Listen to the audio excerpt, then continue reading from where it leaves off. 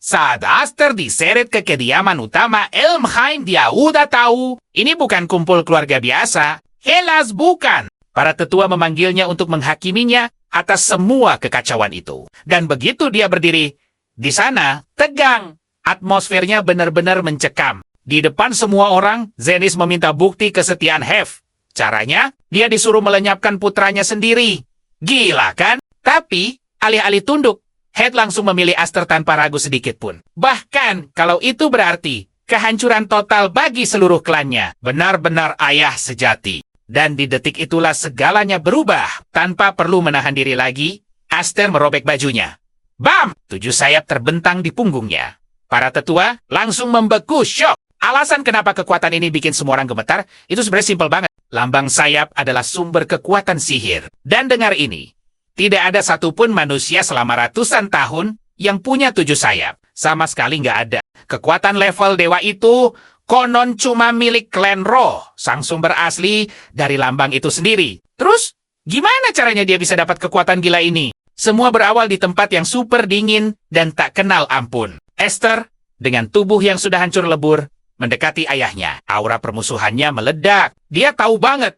Ayahnya sengaja mengirimnya ke jebakan untuk menyingkirkannya. Pria itu dengan santai mengakuinya. Dia menyebut Aster sih tanpa sayap. Makanya dia harus dimusnahkan biar nggak terus-terusan bikin malu keluarga Elmheim. Wah, parah sih ini. Ngomong-ngomong soal keluarga Elmheim, mereka ini klan militer terkuat di seluruh benua. Tugas utama mereka melindungi keluarga kerajaan. Kepala keluarganya adalah ayah Esther sendiri, Roderick Elmheim. Satu-satunya orang di seluruh kerajaan yang punya 7 sayap, sosok yang absolut. Dulu dia pernah menyelamatkan Aster yang nyaris tumbang di tengah badai salju. Demi membalas budi itu, Aster rela ngelakuin apa aja yang diminta Roderick tanpa kecuali. Sayangnya, Aster nggak punya apapun yang bisa dibanggakan untuk membalas kebaikan ayahnya. Kenapa? Karena dia nggak punya sayap sama sekali. Lambang sayap itu bukti mutlak kekuatan sihir seseorang. Makin banyak sayapnya, makin besar mananya. Dan cuma dia satu-satunya di keluarga bangsawan itu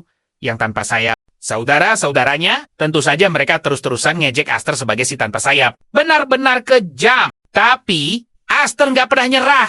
Dia terus berlatih pedang setiap hari. Berharap suatu saat nanti kerja keras dan kesetiaannya bakal dihargai. Semangatnya luar biasa. Pada akhirnya dia dan pasukannya dikirim ke misi yang emang udah dirancang buat gagal. Tapi hebatnya, dia berhasil selamat dari neraka itu. Sekarang kondisinya udah penuh luka parah dan kehabisan tenaga, tapi dendamnya pada ayah yang membuangnya. Menyala-nyala. Aster bilang ke Roderick kalau dia sangat percaya dan selalu mengikutinya. Tapi balasannya, tikaman dari belakang. Benar-benar pengkhianatan tingkat dewa. Roderick malah ngejek dia, nanya apa yang diharapkan dari sebuah alat sepertinya. Terus terang dia ngusir Aster karena dia udah nggak berguna lagi. Sakit banget. Tapi jauh di dalam hatinya, kemarahan Aster meledak. Dia langsung melesat ke arah Roderick dengan pedangnya. Dia benci banget sama dirinya sendiri karena udah ngikutin Roderick secara buta. Merasa jadi orang bodoh yang menyedihkan. Pedang Aster menebas Roderick, tapi nggak ada goresan sama sekali. Tiba-tiba, dari belakang Aster ditahan oleh pedang mana yang kuat. 2 pemuda tahu udah muncul di belakangnya. Yang satu menebas lengan kirinya. Yang lain memotong kaki kanannya. Aster berteriak kesakitan luar biasa. Ambruk ke tanah dengan luka parah mengucur dari mulutnya. Dan ternyata 2 orang ini adalah saudaranya sendiri. Mereka asyik ngejek Esther yang terkapar tak berdaya di salju. Bilang kalau sampai kapanpun dia bakal tetap jadi si tanpa sayap. Nggak cuman itu, mereka terus merendahkannya tanpa ampun. Mereka bilang dia kelihatan pantas banget pas merangkak-rangkak di tanah kayak gitu. Benar-benar congkak, penuh rasa frustrasi. Aster memukul tanah. Dia nanya ke Roderick, buat apa repot-repot nyelamatin dia pas bayi kalau ujung-ujungnya cuma mau dibuang kayak gini? Roderick membungkuk dan bilang kalau Aster salah paham. Dari awal, dia memang gak pernah punya kegunaan apa-apa buat ayahnya. Nayesek awis. Roderick membongkar semuanya. Yang dia incar selama ini cuma kekuatan 7 sayap yang tersembunyi. Jauh di dalam diri Esther jelas kebingungan. Lalu Roderick nambahin hal yang bikin makin shock. Ibunya ternyata lumayan berguna karena dia mengandung benih yang bakal menguntungkan rencananya. Setelah menjatuhkan bom fakta itu, Roderick pergi begitu saja. Ninggalin Esther yang pikirannya langsung kacau balau dengan 1000 pertanyaan. Esther mencoba mengulurkan tangannya, memohon penjelasan lengkap. Tapi, saudara-saudaranya malah kegirangan dan langsung menusukkan pedang mereka ke punggungnya. Habis, sudah! Saat kesadarannya mulai pudar, Esther mempertanyakan takdirnya. Buat apa dia lahir kalau cuma untuk berakhir tragis dan tanpa makna seperti ini? Tapi tiba-tiba, segalanya terasa hangat. Dan begitu dia membuka matanya lagi, dia mendapati dirinya di tengah tumpukan salju tebal. Panik! Dia melihat sekelilingnya dan baru sadar kalau dia ada di dalam tubuh bayi. Benar-benar bikin dia mikir keras, apa ini beneran tubuhnya sendiri? Tepat di sebelahnya, terbaring kaku seorang wanita yang memeluknya erat. Sosok ibu yang telah menghembuskan napas terakhirnya. Esther langsung pakai kekuatan pencarian buat mengecek sekitarnya. Nambah aja, sekelompok pria bersenjata lagi nyari-nyari dia dan wanita malang itu. Yang bikin kaget, dia dengar kalau orang-orang itu kerja buat Roderick. Mereka berencana membawanya kembali ke pria kejam tersebut. Memori itu langsung menghantamnya keras. Ini persis seperti cerita masa lalunya. Saat dia ditemukan di malam badai salju yang sedingin es, sebuah kesadaran gila menghantam Aster. Jangan-jangan dia beneran kembali ke masa lalu. Waktu benar-benar berputar mundur. Tapi ini bukan waktunya buat mikir panjang. Dia bisa pastikan teorinya nanti. Sekarang yang paling penting, lari dari sana secepatnya. Dia tahu banget, kalau dia cuma diam di tempat, nasibnya bakal berakhir sama lagi di tangan Roderick. Dan dia nggak akan membiarkan itu terjadi. Bayangkan, dia ini masih bayi. Tapi Aster nekat merangkak menembus badai salju ekstrem. Dia mengalirkan mana ke tangannya. Berjuang keras kabur secepat mungkin. Cuacanya benar-benar tidak masuk akal. Dan jujur saja, tenaga mungilnya mulai habis terkuras. Tapi Aster menolak menyerah.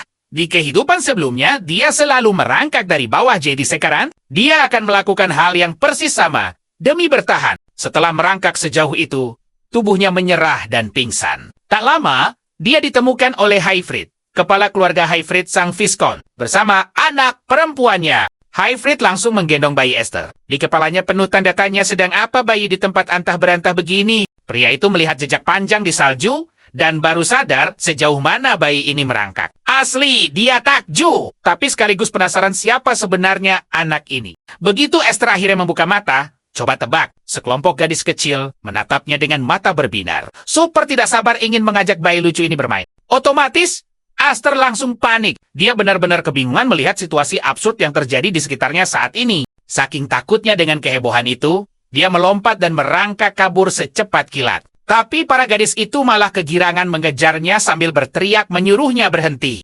Insting bertahan hidup Aster langsung aktif, dia terus merangkak sekuat tenaga. Bertekad bulat untuk melarikan diri dari sergapan mereka.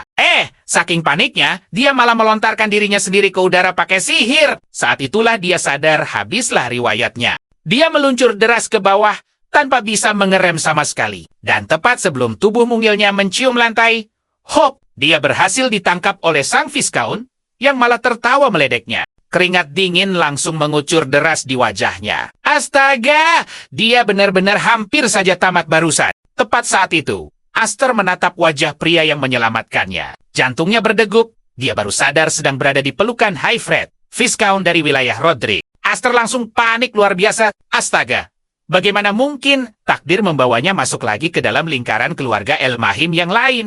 Jadi begini, Haifred adalah kepala keluarga Viscount, yang statusnya merupakan salah satu cabang penting dari keluarga Elmahim. Di masa lalu, pria ini adalah salah satu dari dua sayap pelindung yang dipercaya menjaga keluarga kerajaan. Tapi tunggu, Esther makin bingung. Bukankah Haifred seharusnya sudah gugur dalam perang saudara konyol yang membuat keluarga Viscount ini hancur lebur? Fakta gila ini akhirnya mengonfirmasi ketakutan terbesarnya.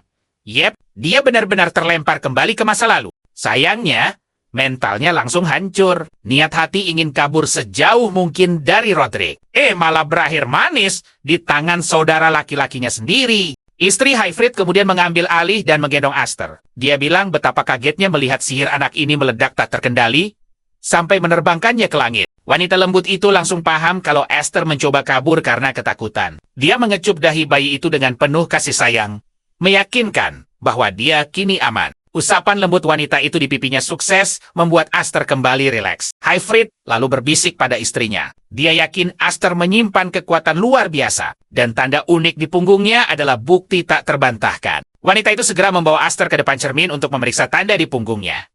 Dan, tebak apa? Mereka berdua melongo melihat lambang 7 sayap di sana. Bahkan, Aster sendiri terkejut setengah mati melihat lambang 7 sayap itu di tubuhnya. Seketika, dia teringat ucapan licik Roderick tepat sebelum dia dihancurkan dulu. Otaknya langsung menyatukan kepingan puzzle itu. Si bajingan itu menyelamatkannya cuma demi merebut kekuatan 7 sayap ini untuk dirinya sendiri. Oh, Aster benar-benar murka sekarang. Sepanjang kehidupan lalunya, dia dihina sebagai manusia tanpa sayap. Padahal, itu semua karena Roderick merampas hak miliknya. Istri Haifrid lalu menatap suaminya dengan lembut dan bertanya, apa rencana mereka untuk anak misterius ini? Mendengar itu, Aster kembali panik. Tidak mungkin dia membiarkan kekuatan ini jatuh ke tangan keluarga Elmahim. Dia sangat membutuhkannya untuk membalas dendam pada Roderick. Tapi kejutan terjadi. Haifrid malah menyarankan agar mereka mengadopsi Esther. Alasannya sederhana, bayi ini masih terlalu kecil dan belum bisa mengepakkan sayapnya sendiri. Sang Viscount berjanji, dia akan mengambil tanggung jawab penuh sampai Esther cukup kuat untuk menjaga dirinya sendiri. Tiba-tiba, bro, pintu kamar terbuka lebar dan gadis-gadis kecil tadi jatuh menumpuk di lantai. Ternyata sedari tadi, mereka menguping pembicaraan seru ini. Sambil tersipu malu, gadis-gadis itu mengaku. Mereka sangat penasaran karena sejak tadi terlalu mengkhawatirkan keadaan bayi lucu itu. Senyum lebar langsung mengembang di wajah ceria mereka karena akhirnya punya adik baru. Nyonya rumah itu kemudian memberikan nama yang indah untuknya Aster. Lompat 10 tahun kemudian, Ifrit, Aster, dan salah satu kakak perempuannya yang tangguh bernama Alfred menuju festival tarian pedang. Ajang bergengsi ini diadakan setiap tahun oleh keluarga Duk ternama di bawah payung bendera besar Elmheim. Intinya, ini adalah ajang kumpul sosial keluarga bangsawan ahli bela diri. Tempat sempurna para elit mempererat hubungan, sekaligus ajang pamer kekuatan para kandidat ahli pedang keluarga mereka. Begitu Haifrid dan anak-anaknya menginjakan kaki di lokasi, suasananya langsung berubah. Para bangsawan dan penonton tak membuang waktu untuk mulai berbisik-bisik merendahkan. Orang-orang itu mengejek keluarga Viscount. Mereka tertawa sinis dan bilang kalau keluarga Haifrid datang cuman untuk mempermalukan diri mereka lagi. Tentu saja, mereka juga bergosip soal Aster, mengikit fakta bahwa dia hanyalah anak adopsi karena keluarga Viscount tidak mampu melahirkan penerus laki-laki. Mereka sangat kesal, merasa bahwa keluarga Viscount ini hanya membawa aib dan terus-menerus mencoreng nama besar dari keluarga utama Alfen mendengar dengan jelas semua omong kosong itu di belakang. Dia menatap Aster dalam-dalam, memintanya tetap tegar dan jangan sampai perkataan sampah itu menjatuhkannya. Alfen memperingatkan, siapapun yang lemah pasti hancur. Saat itu, Aster bisa melihat tangan kakaknya bergetar hebat menahan amarah yang meluap. Haifrid juga menepuk pundak Aster, mengingatkan putranya bahwa kenyataan pahit yang sedang dia lihat ini adalah posisi sebenarnya dari keluarga Viscount saat ini. Haifrid menatapnya. Inilah kenyataan yang ingin dia tunjukkan. Dia bertanya, apakah pemandangan di depan mereka ini membuat Aster merasa kecewa? Tapi hey, Aster tersenyum tenang. Dia meyakinkan ayahnya bahwa dia sama sekali tidak keberatan berada di lingkungan sekeras ini. Mendengar itu, Haifrid tertawa lepas. Dia lega melihat sikap putranya yang tangguh dan penuh percaya diri. Dulu banget di kehidupan sebelumnya, debut sosial Aster itu angkur total. Dia jadi aib keluarga Elmim. Makanya tempat ini penuh kenangan pahit. Tapi itu dulu. Kini dia sosok berbeda. Karena kekuatan 7 sayap telah kembali. Esther mendongak di jendela sana, menatap tajam. Ada saudara-saudaranya. Orang yang menghancurkan masa lalunya. Oh, kali ini Esther sangat siap membuat debut luar biasa. Kita sedang berada di era para satria, sebuah zaman di mana kekuatan diukur dari ujung pedang. Puncak tertinggi dari segala ilmu bela diri. Simbol mutlak pembawa kekuatan di dunia ini tidak lain adalah lambang sayap itu sendiri. Berdiri di balkon menonton duel, Alfen bergumam betapa gilanya suasana di tempat ini. Pantas saja Furin dan Flair sama sekali tidak mau ikut. Di sisi lain Esther masih saja terbayang betapa memalukannya momen ini di masa lalu. Alfen sadar, adiknya sedang melamun. Dia langsung memanggil nama Aster, membuyarkan lamunannya, dan bertanya apakah cowok itu merasa gugup sekarang. Wajar saja sih. Kalau dia gugup, ini kan festival tarian pedang pertamanya. Jadi Alfen tidak menyalahkannya. Namun, Esther meyakinkannya kalau dia sama sekali tidak gugup, melainkan merasa sedikit bernostalgia. Padahal, aslinya, dia muak melihat semua ini. Tak lama kemudian, Haifrid pamit pada mereka berdua karena ada pertemuan penting yang harus dia datangi segera. Haifrid menepuk pundak Esther, menitipkan sang kakak padanya. Jelas saja Alvin langsung protes keras. Dia mengingatkan ayahnya, "Hei, aku kan setahun lebih tua." Esther malah asyik menggodanya. Dia bilang, sang kakak itu terlalu ceroboh, makanya dia yang bertugas menjaganya. Sebelum pergi, Haift memberi saran pada Esther. Ada banyak anak seusianya di sini. Jadi ini kesempatan emas untuk bersosialisasi dan memperluas jaringan pertemanan. Namun, sang ayah berbisik pelan. Peringatan keras, pastikan tidak ada satu orang pun yang tahu soal 7 sayap itu. Haift berlalu pergi, meninggalkan Esther dalam posisi yang cukup serba salah. Menjaga rahasia sebesar itu tentu saja lebih gampang diucapkan daripada dilakukan. Serius deh, Esther sampai bingung. Bagaimana caranya dia bisa mencari teman kalau tatapan semua orang di ruangan ini begitu memusuhi dirinya. Tiba-tiba, Alvin melihat adiknya melangkah pergi. Dengan penasaran, dia langsung bertanya kemana arah tujuannya. "Mau cari teman," jawab Esther santai. Tak lama, dia tiba di tempat berkumpulnya putra-putra keluarga Roderick. Si rambut merah, Dallas, melirik angkuh dan bertanya siapa dia. Dengan senyum lebar di wajahnya, Esther memperkenalkan diri sebagai adik kecil mereka. Esther dengan santai bilang kalau dia melihat Dallas dari kejauhan. Jadi, dia memutuskan untuk mampir dan menyapanya langsung.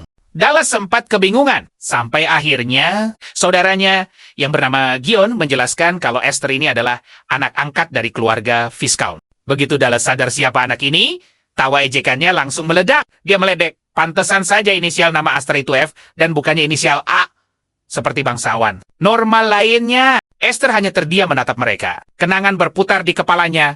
Bagaimana dua orang ini dulu merenggut segalanya darinya. Esther tak percaya bahwa di kehidupan lamanya, dia selalu merasa terintimidasi oleh kedua orang ini. Tapi melihat mereka sekarang, dia sadar. Mereka cuma bocah yang sok jagoan. Tepat saat itu, Alvin muncul dan menyuruh Esther untuk menjauhi mereka berdua. Alvin baru saja mau menarik adiknya pergi saat Dallas malah memanggil namanya. Dengan nada meremehkan, dia bertanya apakah Alvin masih suka berlindung di balik punggung ayahnya. Dallas makin ngelunjak. Dia menggodanya, menyuruh Alvin datang ke sana untuk menemani mereka seolah-olah cewek itu adalah seorang pelayan hiburan. Alvin langsung berbalik dan dengan tegas membalas bahwa dia sama sekali tidak tertarik dengan omong kosong Dallas. Dia mengingatkan Dallas dengan tajam bahwa tidak ada hubungan tuan dan pelayan antara keluarga, utama maupun cabang. Alvin lalu berusaha menarik adiknya pergi dari sana. Walau Esther bersikeras bilang obrolan mereka belum selesai, merasa ditantang, Dallas makin menjadi-jadi. Dia mengejek ayah Alvin di depan gengnya, menyebutnya sebagai satria gagal yang tak bisa melindungi raja, sampai tangannya harus ditebas oleh Roderick sebagai hukuman. Penuh kesombongan, Dallas tertawa meremehkan. Dia bilang dia sangat bersyukur karena darah seorang pecundang seperti ayahnya tidak mengalir di dalam nadinya. Hinaan itu kelewatan. Alvin benar-benar tidak terima dan berbalik. Dia membentak Dallas, menuntutnya untuk menarik kembali kata-katanya barusan. Dia sama sekali tidak akan membiarkan siapapun menghina ayahnya seperti itu. Tapi, apa balasan Dallas? Dia sengaja menyemburkan anggur ke wajah Alvin. Dengan kejam dia menyebut Alvin lahir di keluarga wanita tidak berguna yang tidak bisa mewarisi gelar. Dallas bahkan menyuruhnya memakai kain lap saja lain kali, mengingat ini bukan ruang dansa. Jadi tidak masalah kalau baju jeleknya basah kuyup karena siraman anggur. Sebelum datang ke pesta ini, Esther sebenarnya agak khawatir. Dia takut tidak akan merasakan emosi apapun saat kembali bertemu dengan Dallas dan gengnya. Tapi kelakuan menjijikan mereka barusan. Oh, semua khawatirnya langsung hilang seketika. Esther memanggil nama Dallas dingin. Lalu, dia melempar botol anggur tepat ke arahnya. Tepat saat botol itu ditangkap, tebasan secepat kilat. Pedang Esther membelahnya jadi dua, mengguyur seluruh kepala Dallas dengan tumpahan anggur merah itu. Dallas terbelalak syok, sementara Esther hanya tersenyum mengejek, memberitahunya bahwa isi botol itu cuma jus anggur biasa. Sangat cocok untuk bangsawan manja sepertinya. 3 tahun lalu, di tengah duel epik, Esther kehilangan kendali atas kekuatannya. Insiden gila itu nyaris mencelakai kedua saudara perempuannya dengan sangat fatal.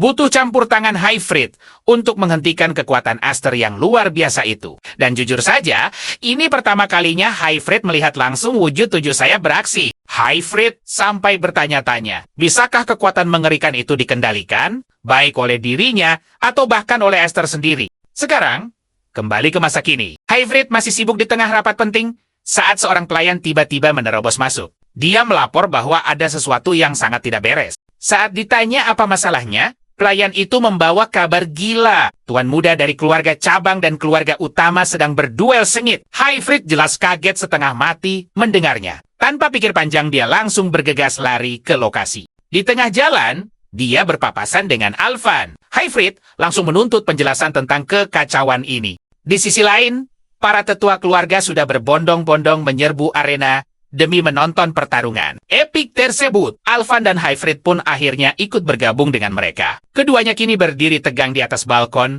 menatap tajam ke arah duel yang sedang berlangsung. Para tetua itu, sebaliknya, malah terlihat sangat kegirangan. Mereka tahu persis seberapa epik dan kacau situasi ini nanti. Tergantung siapa yang menang. Di bawah sana, Dallas asyik mencela Esther habis-habisan, menyebutnya bocah bodoh karena berani mencari masalah dengan keluarga bangsawan utama mereka.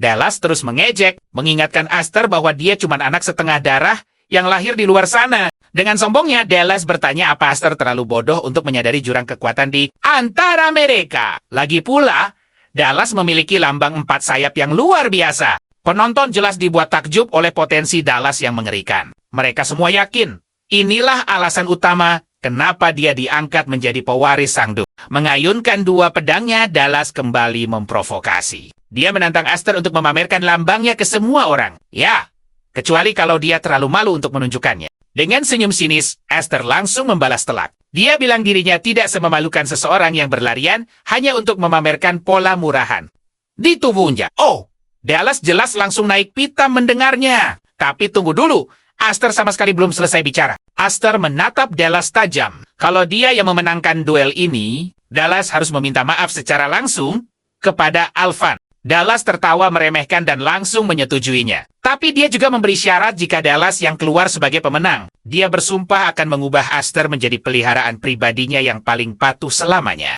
Melasat ke arah Esther Bakilat, Dallas mengancam akan memeras tenaga Esther sampai tumbang setelah dia memenangkan duel ini. Dia mengayunkan pedangnya dengan ganas. Esther berhasil menangkisnya. Tapi jujur saja, benturan energi itu sangat dahsyat sampai mendorong Esther mundur dan membuat tangannya bergetar hebat. Tanpa ampun, Dallas kembali melancarkan serangan brutal. Sambil pamer, dia berteriak bahwa kekuatan yang Esther saksikan sekarang adalah kehebatan mutlak. Dari lambang 4 sayap, serangan beruntun terus datang bak badai, memaksa Esther untuk terus bertahan total dan memasang kuda-kuda defensif. Salah satu tetua yang menonton pertarungan itu mengangguk, mengakui kalau teknik berpedang Dallas sebenarnya masih sangat mentah. Tapi, kekurangan itu tertutupi sempurna oleh kekuatan sihirnya yang meluap-luap. Yah, itulah alasan kenapa para pemilik lambang sayap akan selalu memiliki keuntungan besar di pertarungan. Logika sederhananya seperti ini. Kalau energi sihir yang ada di dalam satu lambang sayap itu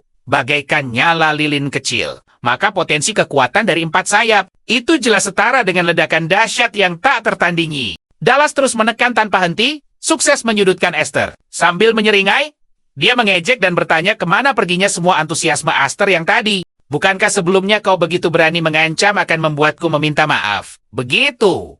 Ledeknya, Dallas tak henti-hentinya memprovokasi sambil terus mengayunkan pedang. Dia benar-benar menantang Esther untuk segera memamerkan kekuatan aslinya sekarang juga. Beberapa detik kemudian, Dallas meluncurkan serangan pamungkas yang dia pikir akan mengakhiri segalanya. Tapi kejutan, Esther menangkisnya dengan mudah. Sementara aura luar biasa meledak mengelilingi tubuhnya. Bam! Esther langsung mementalkan Dallas ke belakang, memberitahunya dengan dingin bahwa dia terlalu banyak bicara. Asal kalian tahu, Esther telah menghabiskan 10 tahun terakhir berlatih mati-matian tanpa henti. Semua itu demi satu kesempatan membalas perlakuan orang-orang yang dulu telah merendahkannya. Sekarang, giliran Esther. Dia melompat ke arah Dallas, bak Predator mendaratkan tebasan super kuat yang membuat Dallas langsung kehilangan keseimbangannya. Dallas terjerembab ke lututnya saat mencoba menahan hantaman itu. Di kursi penonton, Gion benar-benar terguncang melihat kakaknya sendiri berhasil dipukul mundur. Dallas benar-benar tak percaya dengan apa yang terjadi. Dia itu pemilik lambang 4 sayap. Bagaimana bisa dia didesak sejauh ini oleh sosok yang selalu dia anggap rendahan? Semua penonton di arena ikut tercengang tak bersuara. Sementara itu, Dallas harus berjuang mati-matian hanya untuk bertahan di pertarungan sengit ini. Di balkon, Haifrit mulai merasa cemas. Firasatnya mengatakan kalau situasi ini bakal berujung pada kekacauan yang luar biasa parah. Esther tampak sepenuhnya larut dalam zona pertarungannya. Ingatan lama kembali muncul saat Dallas dan Grimm menghancurkan lengannya di masa lalu dan menghabisi segalanya. Waktunya pembalasan. Merasa kekalahan mutlak sudah di depan mata, kepanikan luar biasa melanda Dallas. Dia pun mulai memohon dengan tubuh gemetar, meneriaki Esther untuk segera menghentikan semua ini. Bersamaan dengan itu, sang Viscount ikut berteriak panik dari kejauhan, memerintahkan Esther untuk menahan diri. Lalu, boom! Boom! Benturan kekuatan mereka memicu ledakan energi raksasa. Saat kepulan asap perlahan menipis, terlihat jelas bahwa Esther telah menebas putus pedang kebanggaan Dallas. Serangan itu hanya berjarak beberapa senti dari kepalanya dan mendarat mulus menancapkan pedang itu tepat di antara kedua kaki Dallas. Mengerikan. Menyadari seberapa dekat dia dengan kehancuran total, Dallas sampai mengompol ketakutan. Kesempatan emas. Esther langsung mengejeknya tanpa ampun. Persis seperti cara Dallas merendahkan Alvan sebelumnya. Sambil tersenyum puas, dia menyarankan Dallas untuk memakai kain lap saja di lain waktu. Ya, supaya dia tidak perlu khawatir celananya basah lagi. Esther memasukkan kembali pedangnya dengan gaya keren. Mendeklarasikan bahwa dia bukan lagi si Esther tanpa sayap. Mengucapkan kata-kata itu saja sudah membuatnya merasa sangat lega. Tapi tiba-tiba, hawa keberadaan yang sangat mencekam muncul dari belakangnya. Begitu menoleh, jantungnya berdesir. Sosok itu ternyata adalah musuh bebuyutan utamanya selama ini, Roderick. Sementara itu, seluruh penonton di arena benar-benar mematung kehabisan kata-kata. Tidak ada satupun yang menyangka pemuda dari keluarga cabang sukses menumbangkan tuan muda dari keluarga utama. Meski begitu, mereka sadar betul situasinya kini makin gawat. Mustahil seorang Roderick akan diam saja setelah harga diri keluarganya diinjak-injak sampai hancur. Seperti ini, Rodri melangkah masuk ke arena dan berjalan lurus ke arah Esther. Tapi lihat anak ini, dia sama sekali tidak menunduk dan berani menatap tajam mata Rodri. Pria itu berdiri menjulang tinggi. Namun, Esther sama sekali tidak gentar dan tetap mempertahankan auranya sambil menatap tajam mata. Pria tersebut, Dallas lalu bergegas meraih ayahnya. Sangat yakin kalau dia datang untuk menyelamatkannya. Persis seperti anak manja pada umumnya. Dia langsung mengadu bahwa Esther berani menentang keluarga utama meskipun statusnya hanyalah anak adopsi. Dallas terus mendesak ayahnya agar menggunakan kekuatannya untuk menghajar Esther. Tapi tunggu dulu, tiba-tiba saja Roderick malah menancapkan pedangnya sendiri ke tangan si Dallas. Dia menekan tangan anaknya ke tanah menggunakan pedang itu, hingga pada akhirnya menghancurkan tangan kanan Dallas. Semua mata yang menyaksikan kejadian ini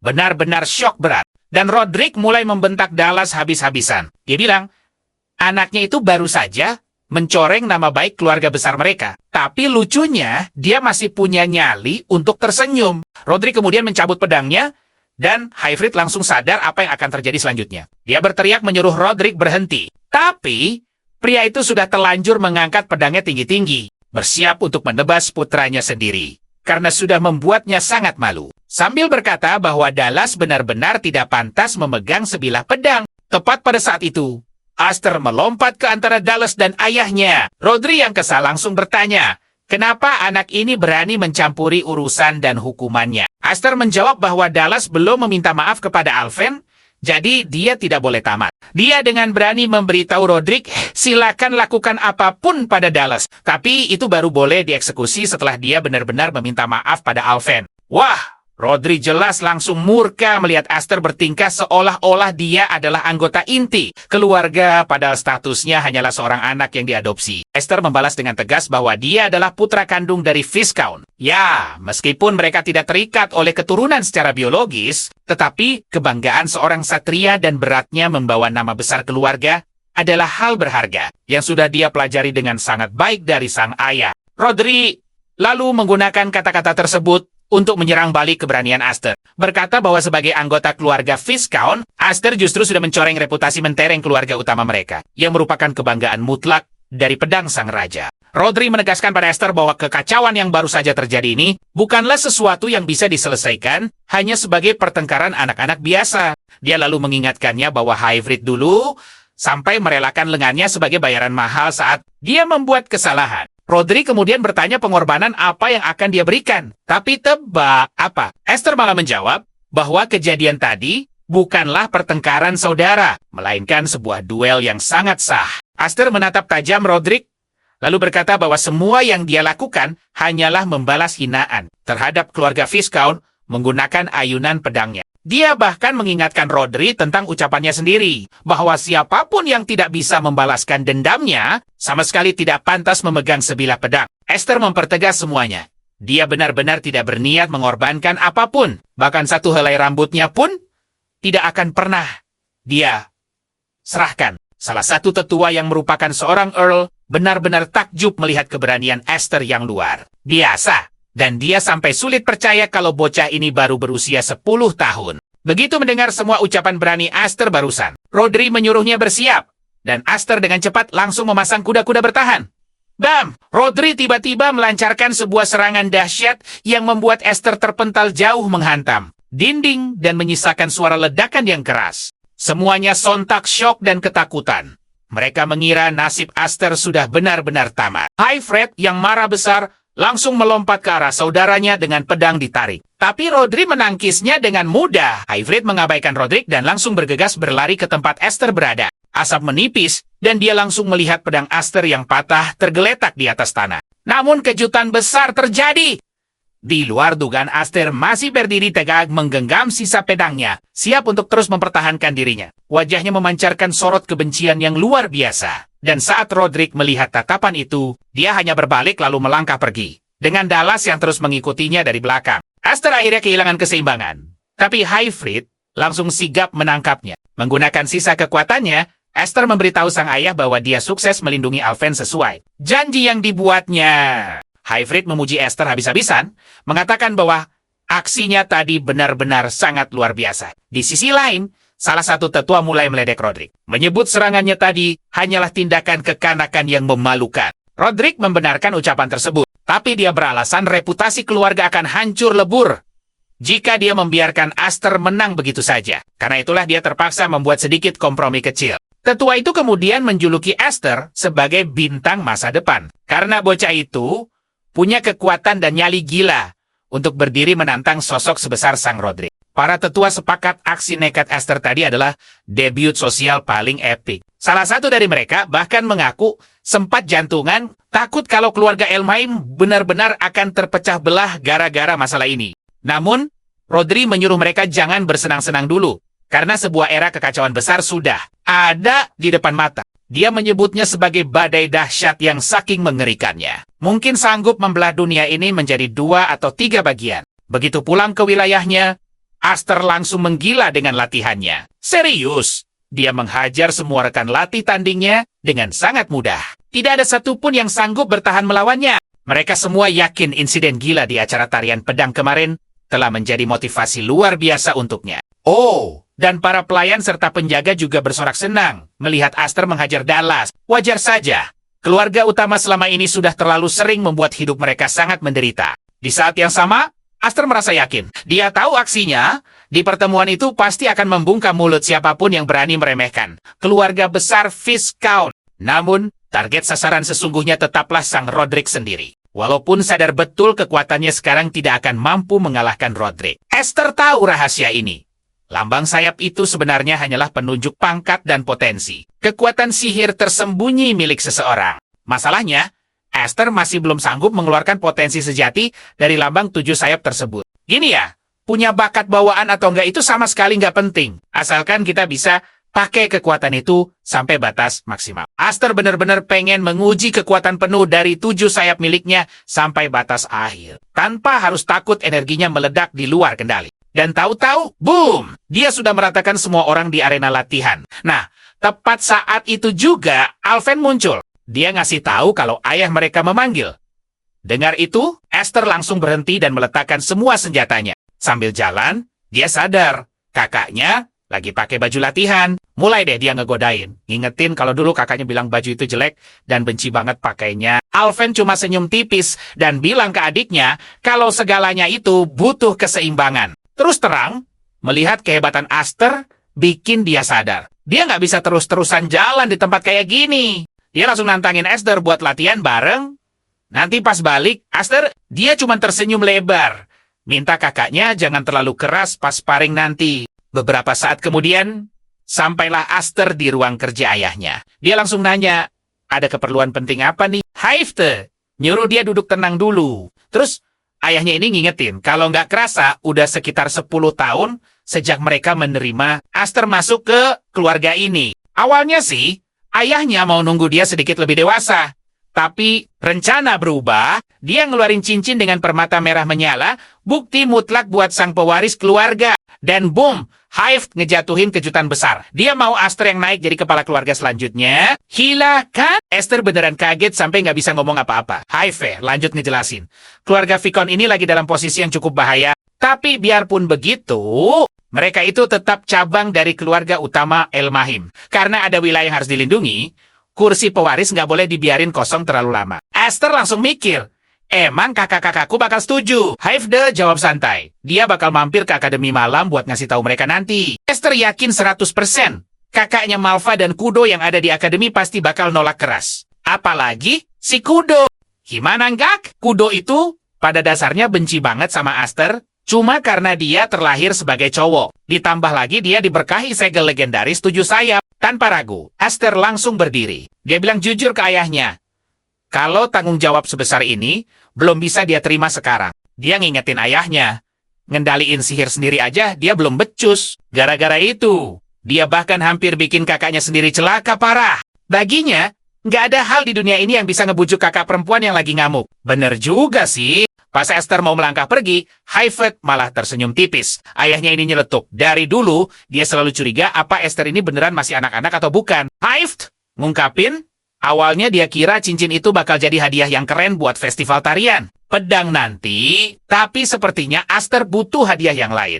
Pria itu lalu ngeluarin sebuah kotak misterius. Pas dibuka, isinya pedang sihir legendaris, Graham. Ya, walau bentuknya jujur aja lebih mirip belati sih, Hive ngasih tahu, ini bukan senjata biasa. Pedang ini punya kemampuan spesial buat menjinakkan kekuatan 7 sayap yang liar itu.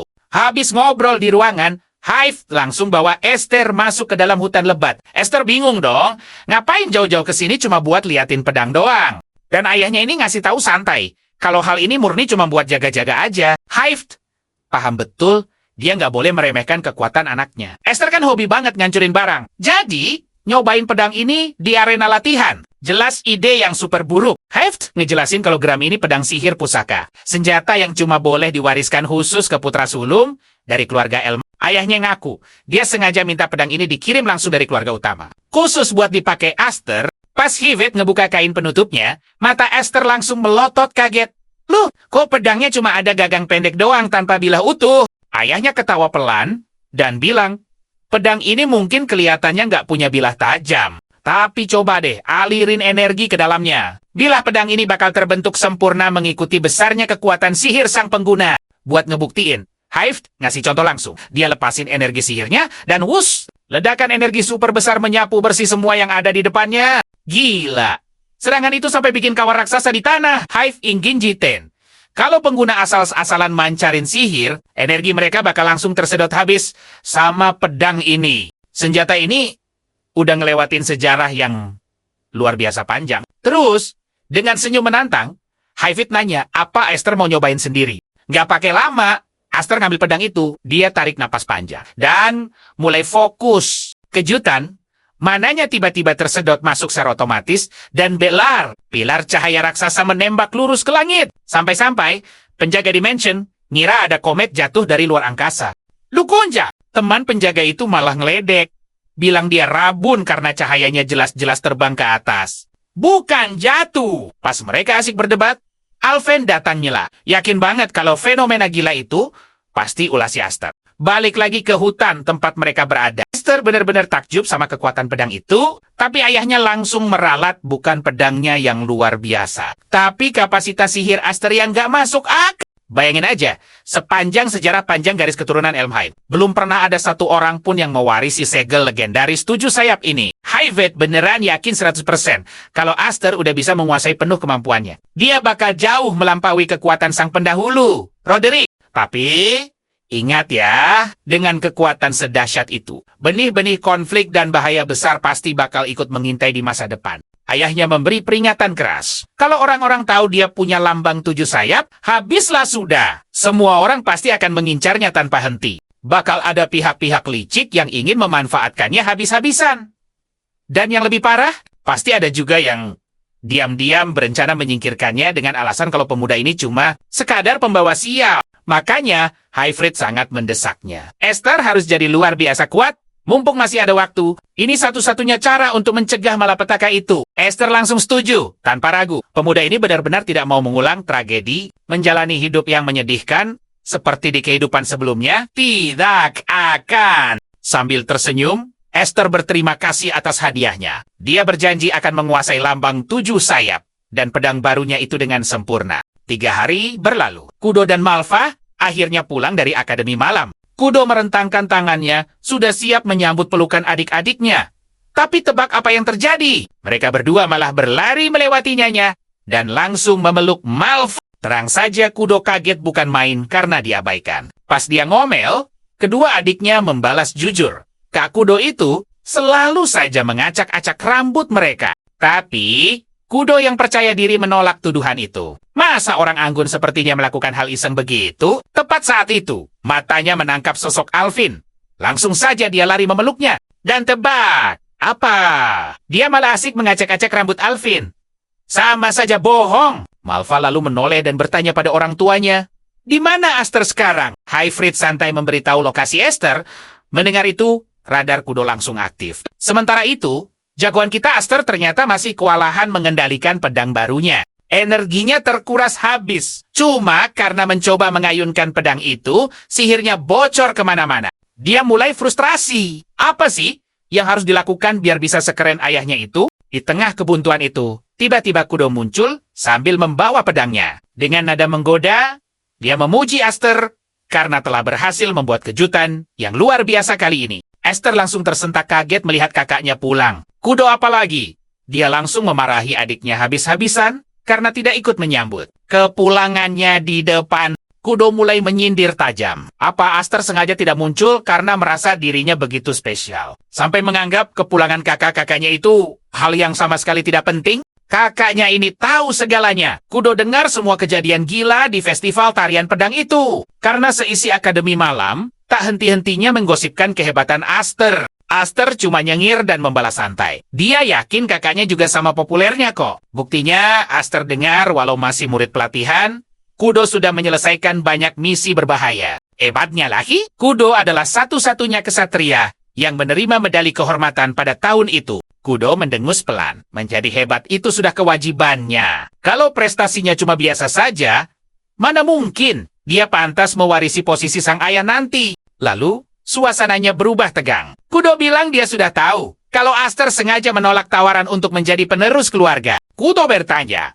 apa Aster melakukan itu demi dirinya? Jauh di lubuk hatinya, Esther menghela napas kesal. Kenapa ayahnya harus menceritakan hal ini sih? Sekarang dia malah terjebak dalam drama keluarga yang sangat merepotkan. Aster akhirnya menatap dan membalas kakaknya. Mengatakan yang sejujurnya, dia merasa dirinya masih belum pantas. Dan murni itulah alasannya menolak tawaran emas tersebut. Kudo berjalan perlahan, mendekati sebatang pohon. Dia ngomel betapa menyebalkannya Aster dan ayah mereka. Padahal mereka berdua tahu betul, memimpin keluarga ini adalah impian terbesarnya sejak dulu.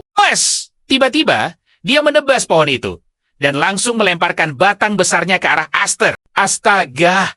Aster nyaris saja terkena hantaman kayu itu. Dia berteriak protes, menanyakan apa yang sebenarnya sedang kakaknya pikirkan. Sambil menyeringai, Kudo membalas kalau mereka sudah lama sekali tidak latihan bersama.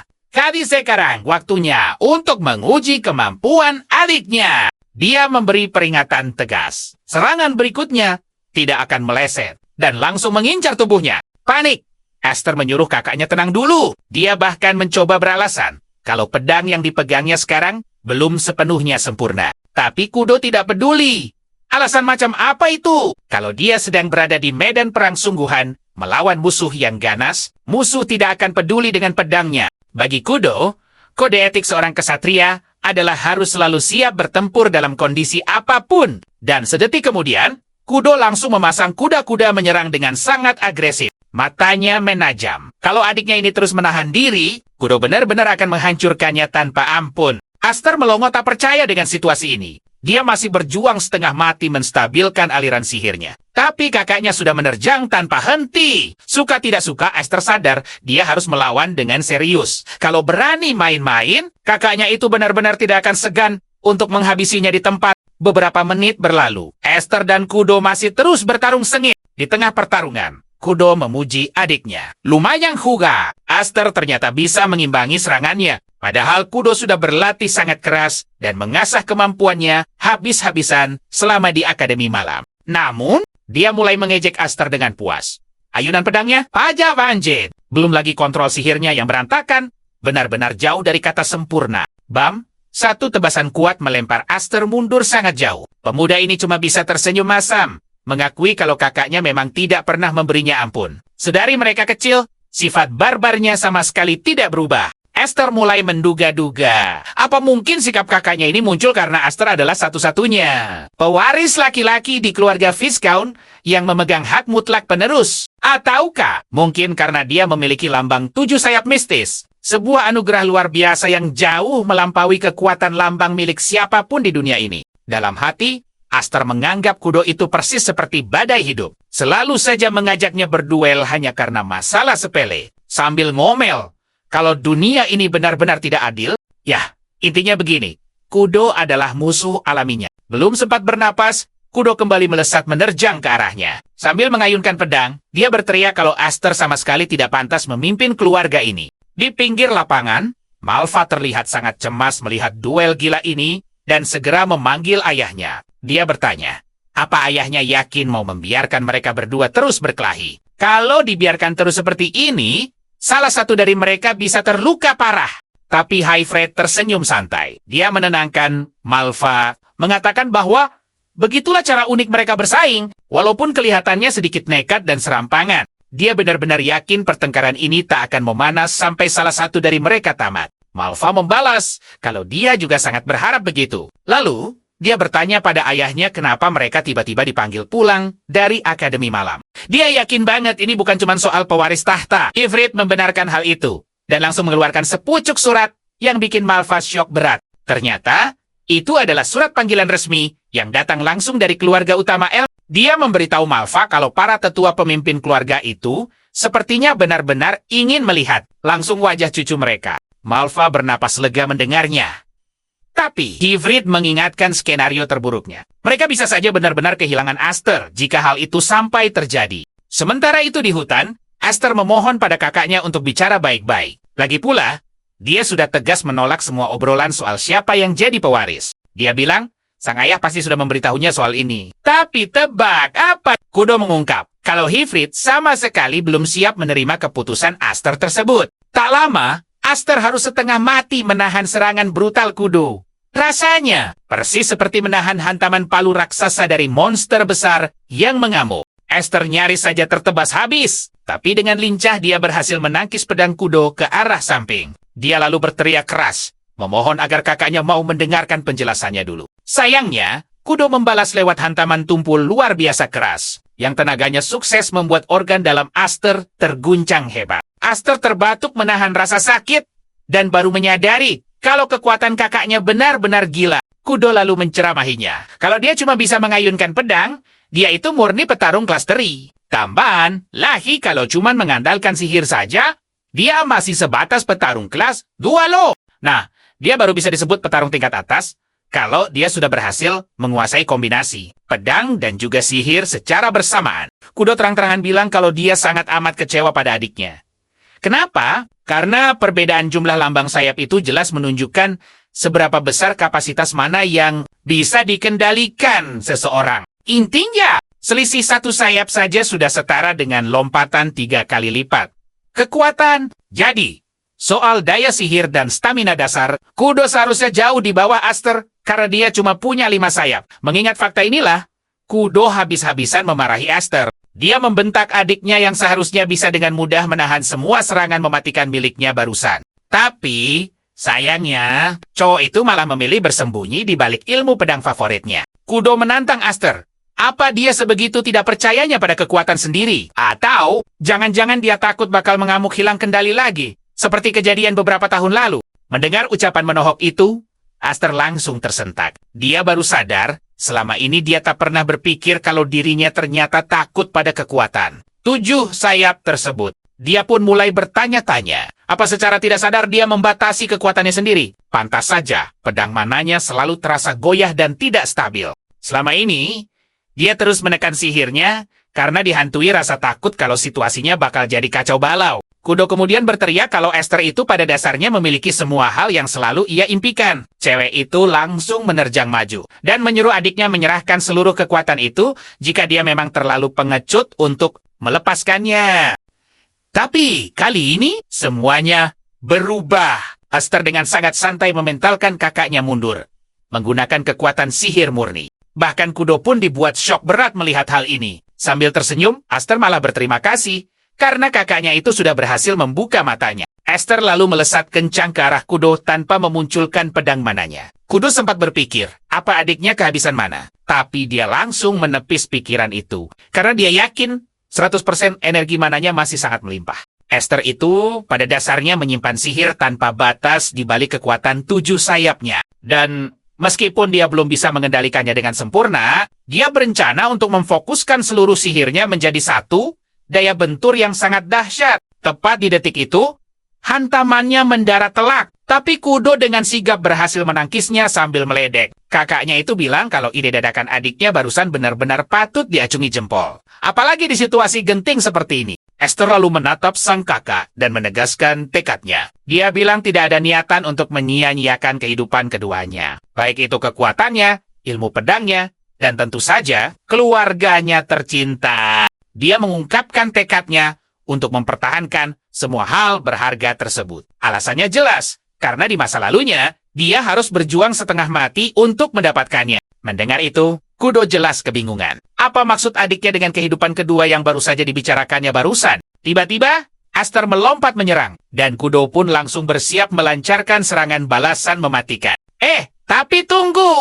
Esther mendadak lenyap, dan begitu dia muncul kembali, dia langsung memberitahu kakaknya kalau sekarang dia tak akan menahan diri lagi. Dia mengayunkan pedangnya dengan sangat keras ke arah Kudo. Sang kakak bisa merasakan energi pedang itu menembus perutnya, seolah tubuhnya sudah terbelah menjadi 2. Beberapa waktu kemudian, Kudo terbangun di kamarnya sendiri, dan dia merasa super bingung bagaimana ceritanya dia bisa sampai ke sana. Mengejutkannya, Malva ternyata menunggui di kamarnya, dan langsung menyambut Kudo yang akhirnya tersadar. Saat itulah memori Kudo kembali. Dia kan tadi sedang berduel sengit. Panik cewek itu buru-buru bertanya pada Malva soal apa yang sebenarnya terjadi. Malva pun menjelaskan kalau Esther lah yang menggendongnya kembali ke kediaman mereka. Katanya sih, Kudo tiba-tiba saja jatuh tertidur di tengah-tengah pertarungan panas itu. Esther bilang kalau rasa lelah dari perjalanan panjang mereka akhirnya menumbangkan Kudo. Tapi, sang kakak jelas menolak mentah-mentah alasan konyol itu. Kudo kemudian teringat kembali ke detik-detik menegangkan di duel tadi. Momen di mana Esther seakan-akan sudah berhasil menebas tubuhnya tanpa ampun.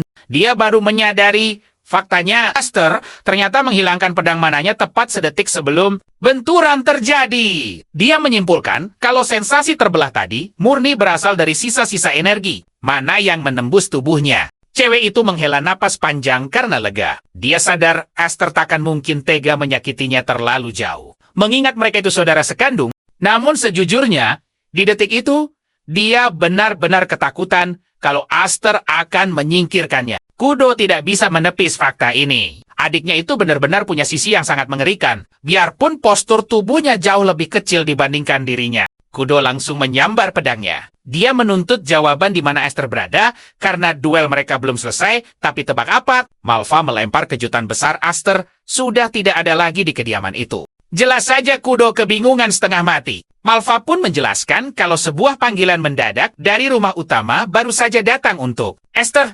Makanya, anak itu sudah pergi dari tadi bersama ayah mereka. Kudo langsung panik dan syok berat. Kenapa? Karena sama sekali tidak ada yang memberitahunya soal ini. Sementara itu, Esther dan Hyfryd sedang duduk di dalam kereta kuda. Mereka sedang menuju rumah utama. Hyfryd mulai bercerita. Orang-orang yang akan mereka temui nanti adalah para tetua. Yap. Sosok-sosok rahasia yang selama ini menyokong keluarga El-Maime dari balik layar. Sang ayah menyebutkan kalau mereka adalah mantan kepala keluarga utama maupun cabang.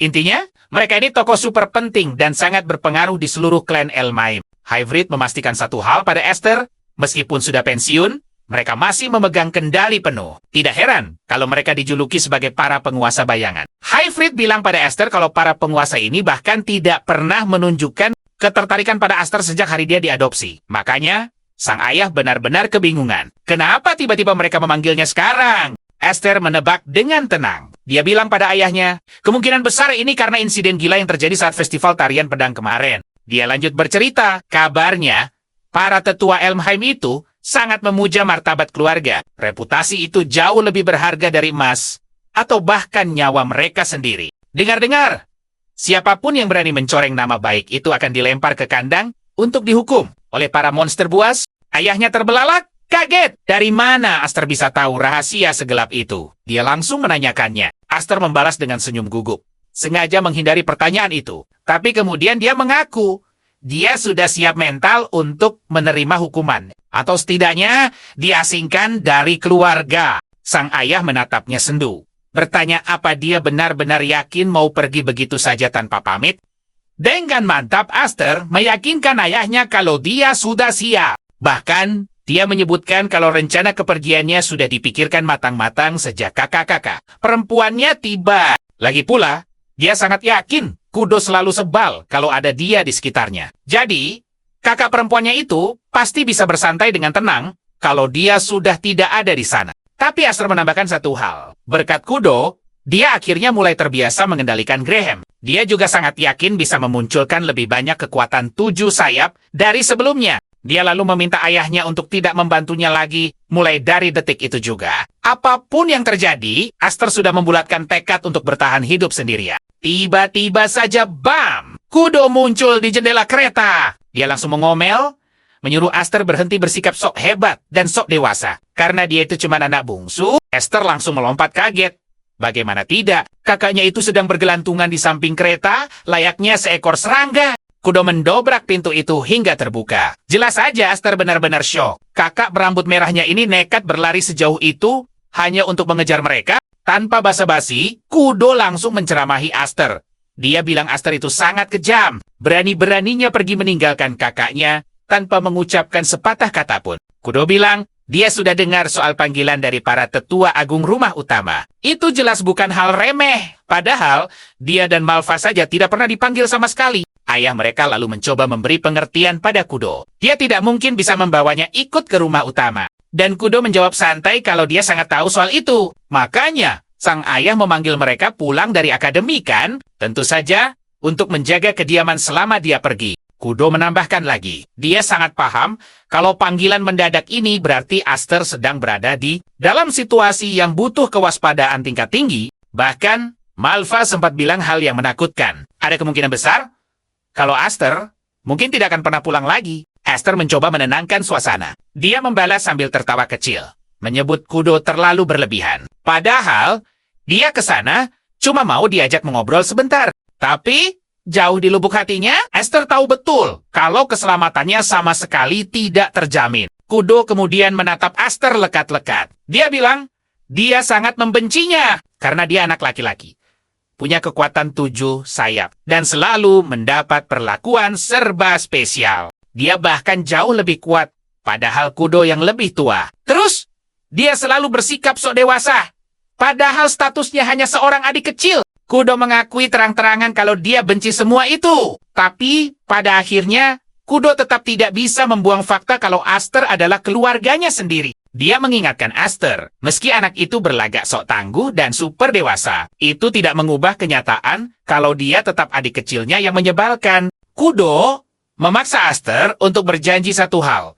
Dia harus pulang ke kediaman. Kenapa? Karena Kudo masih ingin menuntaskan duel mereka yang tertunda. Dan saat bersiap pergi, dia memastikan satu peringatan terakhir. Di pertarungan mereka berikutnya, Kudo tidak akan memberi ampun sedikit pun padanya. Kakak perempuannya itu langsung melompat keluar kereta. Aster hanya bisa menatap kepergiannya, bertanya-tanya dalam hati tentang apa sebenarnya niat aslinya datang kemari. Namun satu hal yang pasti, dia sangat bersyukur. Dalam diam, Aster membulatkan tekad sekuat tenaga untuk kembali pulang kepada keluarganya. Di kejauhan, Kudo masih berdiri menatap kereta yang perlahan menjauh. Dia melambaikan tangannya. Momen manis yang membuktikan betapa besar kepeduliannya pada sang adik. Tidak lama setelah itu, mereka berdua akhirnya tiba di rumah utama. Dan wow, barisan penjaga bersenjata lengkap sudah bersiap menyambut kedatangan mereka. Penjaga itu melapor kalau para tetua sudah menunggu di dalam. Haifrit langsung menolak halus pengawalan mereka. Dengan alasan, dia sudah sangat hafal jalanan di sini. Tapi anehnya, para penjaga itu tetap bersikeras. Mereka mengaku sudah mendapat perintah mutlak untuk memastikan Haifrit dan Aster dibawa langsung ke ruang tunggu. Mendengar itu, firasat Haifrit terbukti benar. Dia dan Aster dipanggil ke sini, jelas bukan untuk acara kumpul keluarga bahagia bersama cucu. Saja, walaupun suasananya tegang, tempat ini tetap membawa nostalgia tersendiri tentang kenangan terakhir. Kali dia pulang ke rumah ini sambil berjalan melewati lobi utama. Ayahnya memberi satu peringatan keras. Aster harus tetap tenang. Ini akan jadi hari terburuk jika dia sampai meledak marah. Aster santai membalas. Dia bakal diam kok. Ya, asalkan mereka nggak ngomong atau ngelakuin hal bodoh yang mancing emosinya. Benar-benar keras kepala. Haifrit menghela napas setuju. Dia ngingetin Aster. Ya justru karena sifatmu itu. Dia mau bilang kalau orang yang bakal mereka temui ini benar-benar masalah besar. Tapi sumpah, saat ayahnya ngejelasin siapa orangnya, Aster malah gagal fokus. Dia keasikan merhatiin orang-orang di arena latihan. Kwek banjir. Haifrit sampai terpaksa manggil namanya keras-keras buat narik dia kembali ke dunia nyata. Sampai di depan pintu, senjata mereka langsung disita. Ketat banjir. Begitu masuk ruangan, seorang tetua menyambut mereka. Tapi dia malah sinis ngejek Haifrit yang udah 10 tahun gak pernah menginjakan kaki ke rumah itu. Haifrit membungkuk hormat. Benar-benar sopan. Dia manggil kakek tua itu dengan sebutan kakek buyut pemimpin generasi ke-6 dari keluarga mereka. Aster langsung sadar. Oh, jadi kakek buyut Zenus Elmahim ini dalang yang ngendaliin semuanya dari balik layar. Aster juga yakin para tetua lain di ruangan ini bukan orang sembarangan. Mereka ini petinggi yang megang kendali penuh atas keluarga Elmahim. Hanya dengan sekali lirik. Dia nyadar ada beberapa petinggi dari festival tarian pedang yang hadir. Tapi anehnya, Rodri kok nggak ada di sini. Zenus ngebaca raut kebingungan Aster. Sambil tersenyum tipis, dia langsung nyebutin kalau Rodri memang nggak ikut campur di sini. Zenus ngejelasin, Rodri itu komandan Satria langsung di bawah kerajaan. Posisinya tinggi. Jelas dia nggak bakal punya waktu buat ikutan rapat keluarga yang nggak penting macam begini. Sebagai gantinya, Zenus dan para tetua inilah yang ngurusin bagian administrasi keluarga. Aster jadi ingat, di kehidupan sebelumnya, dia sama sekali nggak pernah ketemu Zenus. Makanya dulu dia nggak peduli sama sekali. Tapi sekarang, gila. Dia bisa lihat jelas seberapa besar pengaruh kakek ini. Sampai bisa ngumpulin orang-orang super penting dalam satu ruangan. Haifrit langsung nanya tujuan mereka dipanggil. Dan Zenus, dia cuma ngebalas santai. Yakin banget kalau Haifrit sebenarnya udah tahu alasannya. Zenus nyinggung soal kekacauan besar yang dibikin Aster pas festival tarian pedang. Bam! Kecurigaan Aster langsung terbukti. Mereka berdua di sidang hari ini murni gara-gara ulah gilanya kemarin. Haifrit ngebantah. Bilang kalau Rodri harusnya udah nyelesain masalah itu secara pribadi. Para tetua di ruangan langsung nyolot nggak terima. Mereka bilang apa yang dilakuin Rodri itu cuma sekadar drama murahan buat nenangin publik. Fakta intinya tetap nggak berubah, nama besar keluarga Elmahim udah terlanjur tercoreng parah. Satu tetua nyeletuk. Ngundang Aster, bocah adopsi dari asal-usul yang gak jelas ke pertemuan keluarga ini. Itu udah jadi kesalahan fatal sejak awal. Mereka bilang, mungkin mereka masih bisa tutup mata kalau Aster cuma diam dan gak bahaya. Tapi begitu dia berani nunjukin taring ke keluarga utama, wah itu jelas merubah seluruh aturan mainnya. Zenus nambahin, solusi paling benar itu membuang Aster. Tapi, tunggu dulu, Haifrit juga gak bakal lolos, dia bakal kena hukuman berat. Di titik ini, kesabaran Aster habis. Dia langsung berdiri dan balas ngebentak para tetua itu. Ngotot bilang kalau dialah yang lakuin semuanya. Masalah ini murni ulahnya. Dan gak ada hubungannya sama ayahnya. Aster benar-benar meledak. Tapi pas dia noleh, ayahnya diam aja. Gak ngomong sepatah kata pun. Aster langsung bungkam. Bingung. Ada apa sih sama ayahnya ini? Para tetua makin beringas nyeramahin Aster. Ngatain dia bocah nggak tahu aturan karena berani-beraninya nyela pembicaraan orang dewasa. Sombong banget. Zenus perlahan berdiri. Dia natap tajam Aster, ngejelasin kalau semua orang di ruangan ini memikul beban berat nama keluarga di pundak mereka. Tapi ingat, faksi Satria itu nggak solid. Ada tak terhitung banyaknya musuh yang ngintai dari kegelapan. Semuanya nunggu momen pas buat ngerebut kekuasaan tertinggi. Damparanja, ancaman itu juga datang dari orang-orang di ruangan ini. Zenus perlahan jalan ngedeketin Aster. Dia bilang, mereka butuh bukti nyata kalau Aster ini bukan ancaman.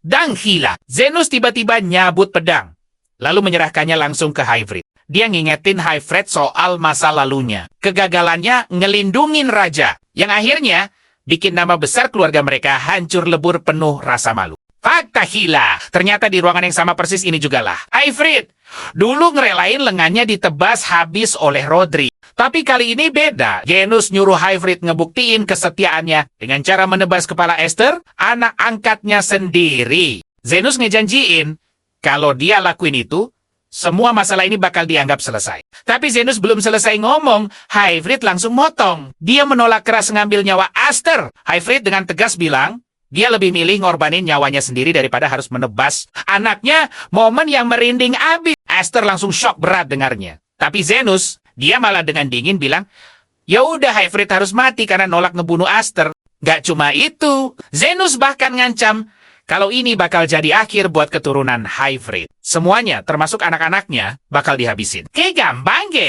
Tiba-tiba, Aster angkat bicara. Dengan nada super dingin, dia nanya, sebenarnya apa yang Zenus takuti? Zenus noleh, kebingungan. Esther lanjut ngehina mereka. Sekumpulan pria dewasa, kumpul baren, ketakutan cuma gara-gara satu bocah. Sumpah, itu hal paling menyedihkan yang pernah dia lihat. Esther nantang Zenus, silakan buang dia dari keluarga ini. Kalau emang mereka setakut itu, dia bakal balik buat ngebantai mereka semua. Dan saat itulah, boom! Esther ngelepas bajunya, ngeliatin wujud 7 sayap miliknya. Murni buat ngasih peringatan keras soal monster macam apa yang bakal mereka hadapi kalau berani nyentuh keluarganya. Semua orang di ruangan langsung pucat pasih. Syok berat. Jauh di dalam hati, Aster cuma bisa minta maaf ke ayahnya. Dia disuruh diam, tapi dia benar-benar gak bisa nahan diri. Dengan segel yang bersinar terang di punggungnya, auranya meledak. Esther ngancam seluruh ruangan. Mending mereka mikir ribuan kali sebelum berani bikin masalah dan jadi musuhnya.